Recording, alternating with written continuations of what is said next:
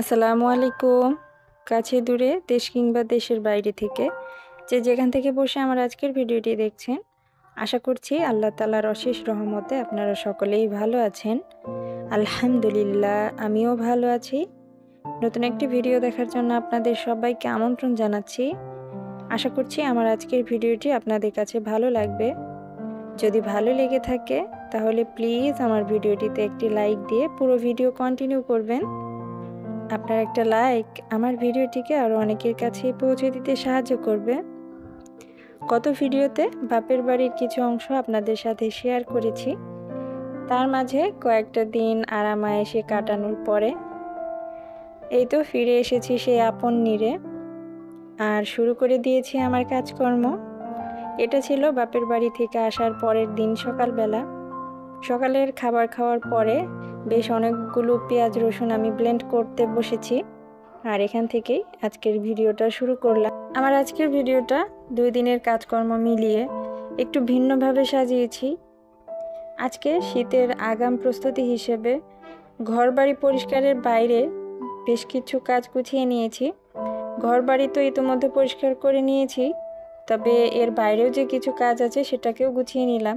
চাইলে আপনারাও আমার মতো এই কাজগুলো গুছিয়ে নিতে পারেন। আশা করি উপকারী হবে, নিরাশ হওয়ার কোনো কিছুই নেই। আর আমার মতো কষ্টটাও আপনাদের কম হবে ভবিষ্যতের জন্যে। তো যাই হোক, প্রথম কাজটা যেটা করেছি সেটা হলো যে আমি এখানে 8 কেজি আরও হাফ কেজি মানে 8.5 কেজি গরুর ফুসফুস, লিভার, হার্ট মানে গরুর ভুঁড়ি ছাড়া বাকি যে সব কিছু থাকে সব কিছু রান্না করে 1 বছরের জন্য ফ্রিজে সংরক্ষণ করলাম। অনেকে হয়তো ভাবতে পারেন এইটাতে আবার শীতের আগাম প্রস্তুতির কি আছে। আসলে শীতের সময় প্রায় সবার বাড়িতেই হাঁসের মাংস বেশি বেশি রান্না হয়, তবে আমাদের বাড়িতে হাঁসের মাংস কেউ পছন্দ করে না, শুধুমাত্র আমি আর আমার ননদ ছাড়া। এজন্য প্রতি বছর দেখা যায় যে শীতের সময় আমাদের বাড়িতে গরুর ভুঁড়ি, তা না হলে এই যে গরুর ফুসফুস, এগুলোই রান্না করা হয় পুরোটাই। আর রান্না করার পরে এই রান্না করা খাবারগুলো ডিপ ফ্রিজে সংরক্ষণ করি। এতে করে ভারী শীতের সময় রান্না করতে অসুবিধা হলে বা যেদিন রান্না করা হয় না, তো ওই দিন দেখা যায় যে এই রান্না করা খাবারগুলো বের করে শুধুমাত্র গরম করে নিলেই হয়ে যায়, আর অন্য কিছু করার প্রয়োজন পড়ে না আমার। তো এতে করে আমার কষ্টটাও কিন্তু অনেকটা পরিমাণ কম হয়। এজন্যই বললাম, আমার মতো যদি আপনারাও এভাবে রান্না করে কিছুটা পরিমাণ ফ্রিজে রেখে দেন তাহলে দেখা যাবে যে আপনাদেরই উপকার হবে। আমি সবার জন্য বলছি না, আমার মতো যারা বাচ্চার মা তাদের জন্য এই বিষয়টা উপকার হবে আমি আশা করি। শুধুমাত্র যে এগুলোই রান্না করতে হবে এমন কিন্তু কোনো ব্যাপার না। আপনারা যেমন যে মাংসটাই খান সেটাই যদি একটু বাড়িয়ে রান্না করে নিয়ে ডিপ ফ্রিজে সংরক্ষণ করেন তাহলে দেখবেন যে আপনাদেরই উপকার হবে। তো আমি শুধু এটাকে উল্লেখ করে বললাম না, আমি কিন্তু সব ধরনের টিপসটাকে আপনাদের সাথে শেয়ার করলাম যেন আপনাদের একটু উপকার হয়। তো যাই হোক, অনেক কথা বললাম, এবারে ভিডিও রিলেটেড কিছু কথা বলি।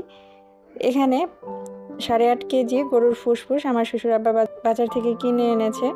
তো আনার পরে আমার শাশুড়ি মা ফুসফুসটাকে খুব সুন্দর করে পরিষ্কার করে নিয়েছে, আর কড়াইয়ের মধ্যে গরুর যে হাড়টা মানে হার্টবিটটা সেটাকে ভাপাতে দিয়েছে। দেওয়ার পরে দেখা যায় যে এখানে গ্যাসটা বেশি খরচ হয়ে যাবে, তো সেটার থেকে বাঁচার জন্যে আমাদের পাশের বাড়ি আমার মামি শাশুড়িদের বাড়িতে মাটির চুলাতে নিয়ে গিয়ে আমার শাশুড়ি মা বাকি যে ফুসফুসগুলো ছিল সেগুলো ভাপিয়ে নিয়েছে। এরপরে সবগুলো ছোট ছোট করে কেটে নিয়েছি। তখন ক্যামেরাটা অন করতে একদমই মনে ছিল না, যার জন্য কাটাকাটির ভিডিওটা আর শেয়ার করতে পারলাম না। এরপরে আবারও কেটে নেওয়া ফুসফুসগুলোকে ভালো করে ধুয়ে নিলেন আমার শাশুড়ি মা, এরপরে রান্নার জন্য নিয়ে আসলেন। ভিডিওর এই পর্যায়ে এসে আমার প্রিয় ভিউয়ারদের কাছে ছোট্ট একটা রিকোয়েস্ট করছি, আমার আজকের ভিডিওর এই পর্যন্ত যারা দেখেছেন কিন্তু একটি লাইক দিতে ভুলে গেছেন, তাহলে প্লিজ আমার ভিডিওটিতে একটি লাইক দিয়ে দিবেন। আর আপনি যদি আমার চ্যানেলে নতুন হয়ে থাকেন বা আমার ভিডিওর কোথাও কোনো অংশ আপনার কাছে ভালো লেগে থাকে, আপনি চাইলে আমার চ্যানেলটাকে সাবস্ক্রাইব করে রাখতে পারেন। সাবস্ক্রাইব করে পাশে থাকা বেল বাটনের অল অপশনটিতে প্রেস করে রাখতে পারেন, এতে আমি নতুন কোনো ভিডিও দেওয়ার সাথে সাথে আপনার কাছে পৌঁছে যাবে। আর আপনি যদি কাজটি করে থেকে থাকেন আপনাকে অসংখ্য ধন্যবাদ। তো যাই হোক, কথা বলতে বলতে এদিকে আমার শাশুড়ি মা ফুসফুসগুলোতে পরিমাণ মতো মরিচের গুঁড়ো, হলুদের গুঁড়ো, জিরা গুঁড়ো, ধনিয়া গুঁড়ো আর গরম মশলার গুঁড়ো, পরিমাণ মতো লবণ দিয়ে দিয়েছে। এরপরে বাটা মশলাগুলো সবগুলো দিয়ে দিলেন, পরিমাণ মতো পেঁয়াজ বাটা, আদা বাটা, রসুন বাটা। এরপরে তেল দিয়ে ভালো করে মাখিয়ে নেওয়ার পরে বেশ কিছু পরিমাণ পানি দিয়ে দিলেন। দেওয়ার পরেই তো সরাসরি রান্নায় চলে আসলাম। রান্নাটাও মাটির চুলাতেই করা হচ্ছে। বেশ কিছুক্ষণ রান্না করার পর ফুসফুস থেকে অনেকটা পরিমাণ পানি বের হয়েছে, আর এই পানিতেই ফুসফুসটাকে ভালো করে সিদ্ধ করে নেওয়া হবে। যতক্ষণ পর্যন্ত না ফুসফুসটা ভালো করে সিদ্ধ হবে আর ঝোলটা বেশ কিছুটা ঘন না হবে, ততক্ষণ পর্যন্ত এটাকে জাল করা হবে বা রান্না করা হবে। তো বেশ কিছুক্ষণ রান্না করা হয়েছে। রান্না করার পরেই তো ফুসফুসটাও সেদ্ধ হয়ে গেছে আর পানিটাও বেশ গাঢ় হয়ে গেছে। এই পর্যায়ে এখন ফুসফুসটাকে বাগার দেওয়া হবে। আর বাগারের জন্য আমি বেশ কিছু পরিমাণ পেঁয়াজ কুচি নিয়েছি আর রসুন কুচি করে নিয়েছি। আর আমার শাশুড়ি মা তো ছোটো একটা কড়াইয়ে পরিমাণ মতো তেল দিয়ে দিয়েছে। দেওয়ার পরে কিছু পাঁচফোড়ন দিয়ে দিলেন আর কুচানো পেঁয়াজ আর রসুনটা দিয়ে দিলেন। এখন এই পেঁয়াজের কুচি আর রসুন কুচিটাকে ততক্ষণ পর্যন্ত ভাজবেন যতক্ষণ পর্যন্ত না পেঁয়াজ আর রসুন কুচিটা একেবারে পুরো বাদামি কালার হয়ে যায়, ততক্ষণ পর্যন্তই ভাজবেন। আমাদের বাড়িতে গরুর ভুঁড়ি বা গরুর ফুসফুস আমার শাশুড়ি মায়ের রান্না করে থাকেন, কারণ আমার শাশুড়ি মায়ের হাতের এই রান্নাগুলো খুবই মজার হয়, খেতে এতটাই ভালো লাগে যে আমরা সবাই আমার শাশুড়ি মায়ের হাতের এই রান্নার খুবই ভক্ত। আমিও কিন্তু মাঝে মাঝে রান্না করি, কিন্তু তারপরেও দেখা যায় যে আমার শাশুড়ি মায়ের হাতের রান্নাটা আমরা সবাই খেতে খুবই পছন্দ করি। এই জন্য আমার শাশুড়ি মাকে দিয়ে রান্না করানো হয়। আর এই জন্যে আজকে আমি হয়ে গেছি ক্যামেরাম্যান আর আমার শাশুড়ি মা হয়ে গেছে রাঁধুনি। তো যাই হোক, রান্নাটা করতে করতে আজকে সারাটা দিন কেটে গেছে। যেহেতু একদিন রান্না করে 1 বছর খাওয়া যাবে, সেহেতু একদিন তো একটু কষ্ট করতেই হবে, তাই না? যদিও আমাদের 1 বছর যাবে না, 5 থেকে 6 মাস যাবে। আমাদের পরিবারের সদস্যের সংখ্যা যেহেতু বেশি আর সবার খুবই পছন্দের খাবার, তো দেখা যাবে যে কিছুদিন পরে পরে বলবে যে একটু গরম করে দাও, খেয়ে নিই। তো আমরা তো আর অতটা হিসাব করে চলতেও পারি না। তবে যারা একটু হিসেবি আর যাদের পরিবারটা ছোট তাদের কিন্তু অনায়াসে চলে যাবে। যাই হোক, রান্নার পরে ঠান্ডা হয়ে যাওয়ার পর আমার শাশুড়ি মা কিছু পরিমাণ আমাদের খাওয়ার জন্য রেখে দিয়ে বাকি সবটুকু বাটিতে করে ডিপ ফ্রিজে রেখে দিলেন। আর এই তো পরের দিন সকালবেলায় ফ্যাপসা ভুনাটাকে আরও একটু পেঁয়াজ কুচি আর পাঁচফোড়ন দিয়ে বাগার দিয়ে নিলাম। এখন গরম ভাতের সাথে খেয়ে নেব। এই ভুনাটাকে যত বেশি ভাজা যাবে বা যত বেশিক্ষণ রান্না করা যাবে, তত এর কালারও পরিবর্তন হতে থাকবে আর স্বাদটাও কিন্তু পরিবর্তন হতে থাকবে। যাই হোক, সকালের খাবার খাওয়া শেষে নেমে পড়লাম দ্বিতীয় কাজে। জানি না ভিডিওর এই অংশ জুড়ে আমার কোন আপু ভাইয়েরা আছেন। যারা শুরু থেকে আছেন তারা তো শুনেছেনই, আমি বলেছিলাম শীতের আগাম প্রস্তুতি হিসেবে বেশ কিছু কাজ গুছিয়ে নিয়েছি। তো বেশ কিছুর মধ্যে প্রথম ধাপটা তো শেয়ার করেছি, আর এটা হলো দ্বিতীয় ধাপ। এটাকে শীতের প্রস্তুতিও বলা যায়।